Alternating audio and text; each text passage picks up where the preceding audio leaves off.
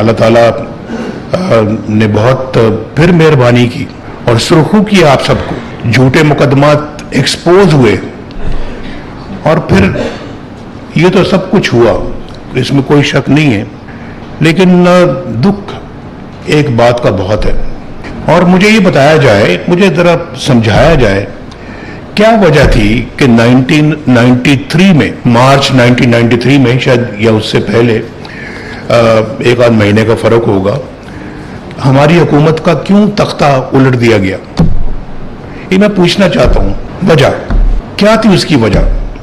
एक सबसे पहले मैं 1990 से शुरू हो रहा हूँ, अभी तो उससे पहले तो मैं चीफ मिनिस्टर था पंजाब का, लेकिन जानना चाहता हूँ, मुझे आज तक उसकी वजह समझ नहीं आई। और मैं उन लोगों के नाम भी नहीं लेना चाहता जो इस साजिश में जो पूरी तरह से इन्वॉल्व थे। अगर वो मोमेंटम जारी रहता आज तक, आप यकीन करें हम दुनिया के अंदर एक पावर बन चुके होते। इस एशिया में तो हम यकीनन अल्लाह के फजलो करम से नंबर 2 या नंबर 3 पर होते और दुनिया में भी एक मकाम हासिल कर चुके होते। मैं बिल्कुल वसूख के साथ ये बात कह रहा हूं। हमारा मुल्क टेक ऑफ कर चुका था और मोटरवेज उस जमाने में बननी शुरू हो गई, उस जमाने में बड़े बड़े मेगा प्रोजेक्ट्स लगने शुरू हो गए जिसकी कोई तारीख में मिसाल नहीं मिलती। और उस वक्त ये भी कहा जाता था और बड़े बड़े लोग कहते थे और जिन्होंने मुझे निकाला वो भी कहते थे कि भाई ये मोटरवेज के ऊपर क्यों पैसा लगा रहा है नवाज शरीफ, ये क्या मंसूरी तो पैसा जाया कर रहा है। आज उन मोटरवेज की अफादियत का पूरी कौम को इल्म है, सब जानते हैं कि मोटरवेज ने पाकिस्तान की इकोनॉमी के अंदर कितना कंट्रीब्यूट किया है। ये बात बहुत, मैं उन लोगों के नाम नहीं लेता, मैं पहले भी कह चुका हूं, लेकिन ये बात उन्होंने की और फिर इतना इकोनॉमिक ग्रोथ हमारी बढ़ती जा रही थी, इतनी इकोनॉमिक ग्रोथ तेजी के साथ हो रही थी और आप उसमें से कई लोग विटनेस हैं। मेरी काबीना के मेंबर थे उस जमाने में कई लोग, और आप में से बहुत सारे लोग वजीर थे, मशीर थे, तो आप सब लोगों को पता है इस बात का। उसके बाद फिर वो तलवार पाकिस्तान पे चली, फिर उसके बाद फिर मैं ऑपोजिशन में आए, हम जो मुश्किलें काटी देखी वो आप सब जानते हैं। 1997 में अल्लाह ने फिर मौका दिया, फिर हमने जो है ना वो उसी स्पीड के साथ फिर आगे बढ़ना शुरू किया और उसमें एक और चीज़ का इजाफा किया। हमने सिर्फ अपनी मईशत या इकोनॉमी में किरदार अदा नहीं किया, सिर्फ हमने डिफेंस में भी पूरा जो है वो हिस्सा डाला और अल्लाह ताला के फजल करम से पाकिस्तान को एटमी कुव्वत बनाया। और उसके बाद हमने अपनी जो दूसरे हमारे प्रोग्राम हैं हमारे मुल्क के अंदर, उनको भी हमने आगे परवान चढ़ाया है। शहबाज साहब का बहुत बहुत शुक्रिया कि शहबाज साहब ने भी एटमी कुव्वत जब हम बन रहे थे तो उस वक्त प्रेसिडेंट क्लिंटन के साथ जो मेरी गुफ्तगू हो रही थी उसका हवाला देते हुए कहा जी कि पाकिस्तान को $5 बिलियन ऑफर किए गए। ये सही बात है। और उस जमाने के $5 बिलियन, आज के नहीं, उस जमाने के 1998 के $5 बिलियन एक बहुत बड़ी रकम होती थी। तो वो ऑफर किया जी कि हम आपको ये देते हैं, आप एटमी धमाके ना करें। तो हमने, मेरा ख्याल है कि आप में से कोई एक बंदा भी नहीं होगा इस पूरे हॉल में, मेरे ख्याल 147 लोग बैठे हुए हैं, तो उनमें से मेरा ख्याल है कि 147 के 147 ही कहेंगे कि हमने वो $5 बिलियन ना वसूल करके हमने और एटमी धमाके करके सही फैसले का सबूत दिया।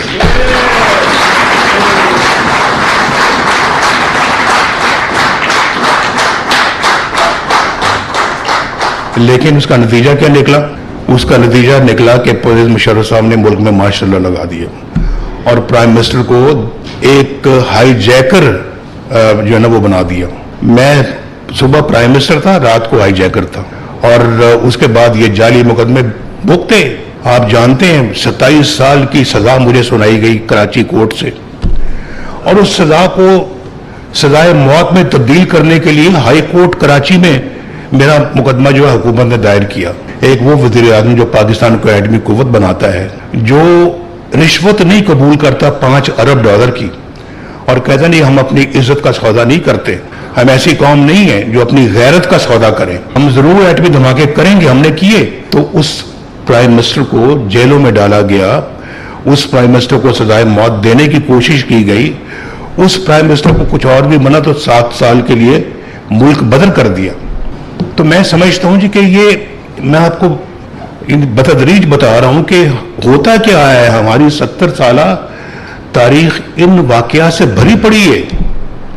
लेकिन उसके बाद फिर जलावतनी हुई, हम वापस आए, 2013 में फिर हमारी हुकूमत आई और हमने आके क्या किया।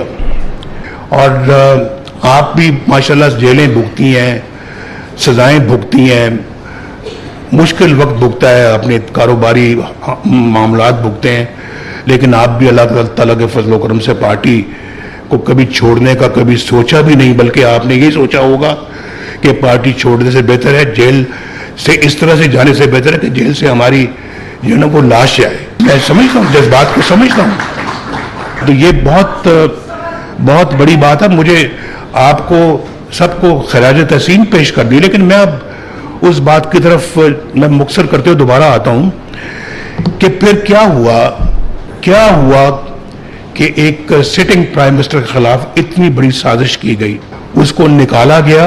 और फिर उसके बाद क्या हुआ, जज शौकत सिद्दीकी साहब कहते हैं कि मेरे पास ये जर्नैल आए और उन्होंने कहा जी कि नवाज शरीफ को और मरियम को आपने अंदर रखना है जेल में, बाहर नहीं आने देना। बोल पड़े वो। ये भी इसका भी कोई किसी किनारे ये बात सारी लगनी चाहिए, अकाउंटेबिलिटी होनी चाहिए। हम सिर्फ वो अकाउंटेबिलिटी का मुतालबा करते जिसने पाकिस्तान को तबाह बर्बाद किया है। जिन कामों ने पाकिस्तान को तबाह बर्बाद किया है, क्या उन सब चीजों की अकाउंटेबिलिटी नहीं होनी चाहिए? क्यों नहीं होनी चाहिए? हमारी भी हुई है और सियासतदानों की हुई है, लेकिन जो बाकी लोग इनमें मुलव्वस हैं उनकी क्यों नहीं होनी चाहिए? होनी चाहिए। और खुद उन जजेस की भी होनी चाहिए जिन्होंने ये फैसले दिए। आप देखें उठा के उन्होंने साकिब निसार साहब की ऑडियो लीक है, ऑडियो लीक, और मैं उसको मेरे पास महफूज है वो, जिसमें वो कह रहे हैं कि हम इमरान खान को लाना है, नवाज शरीफ को और मरियम को हमने जेल में रखना है और उसको लाना है। ये ऑडियो लीक मेरे पास है। चीफ जस्टिस ऑफ पाकिस्तान ये बातें कर रहा है। मुझे बताएं जरा, मुझे कोई बताए कि क्या इसकी अकाउंटेबिलिटी नहीं होनी चाहिए? ये सब बातें हैं जो ठीक होंगी तो ये मुल्क ठीक होगा।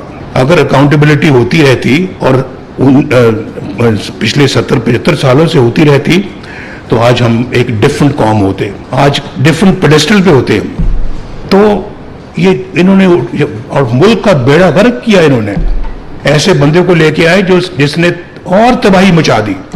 मुझे जरा कोई बताए, मैं पूछना चाहता हूं अपने, आप बड़े समझदार लोग बैठे हुए हैं, हर चीज की कीमत हमारे दौर में जब तक मैं वज़ीर आज़म था बिल्कुल मुनासिब सतह पे थी। चाहे वो बिजली है, चाहे वो गैस है, चाहे वो सब्जियां हैं, चाहे वो पेट्रोल है, चाहे वो डीजल है, चाहे वो दीगर अपना ज़रूरत ज़िंदगी की आटा है। डॉलर बिल्कुल 104 पे रहा, पिछले पूरे 4 साल 104 पे रहा। बैठे हैं डॉक्टर साहब, पूछ लें यहाँ। इन्होंने माशाल्लाह उसको जिस तरह से रखा, इकोनॉमी को संभाल के रखा, और फिर इन्फ्लेशन एक तारीखी सतह पे था कि जो इतना लो था इन्फ्लेशन, मुल्क तरक्की कर रहा था, इंटरेस्ट रेट 5% पे आ गए। डॉक्टर साहब 5%, 5.25% पे इंटरेस्ट रेट आज कितने पे है? 22। और मुझे ये अच्छा, मुझे सिर्फ एक सवाल और भी मैं नहीं पूछना चाहता, मुझे ये बताया जाए कि नवाज शरीफ के ज़माने में तो सब ये हालात थे, कब ऊपर चढ़ना शुरू हुए हैं? और ये जो पिछला दौर हमारा जो दूसरी हुकूमत का गुजरा है, उसमें कितने जंप्स आए हैं रेट्स में? बस ये सवाल पूछना चाहता हूं ताकि पता लगे कौम को कि किसके दौर में लोगों की जिंदगी जो है वो अजीरन हुई है। कौम को भी ये सवाल जरूर पूछना चाहिए, और मैं इस हक में हूं कि मैं अपनी कौम से ये सवाल पूछूं कि आप वोट देते वक्त क्या ये सोचते हैं कि नवाज शरीफ की कारकर्दगी क्या थी और मुखालिफिन की कारकर्दगी क्या थी? जरा सोचते हैं आप? सोचते हैं कि नवाज शरीफ के दौर में कीमतें क्या थी और आज के दौर में कीमतें क्या है। नवाज शरीफ के दौर में बिजली की कीमत क्या थी और हमारे मुखालफिन के दौर में बिजली की कीमत क्या थी, सोचते हैं। मैं कौम से ये सवाल पूछता हूं और कौम को ये जवाब जरूर देना चाहिए, जरूर देना चाहिए। मुझे थोड़ा सा गिला कौम से भी है, बिल्कुल मैं दिल की बात कर रहा हूं, मुझे गिला कौम से भी है। और फिर एक वज़ीर आज़म को झूठे केस में बेटे से तनख्वाह ना लेने के जुर्म में फारिग कर दिया जाता और कौम खामोश बैठी रहे, ये भी कोई बात नहीं, कोई बात नहीं।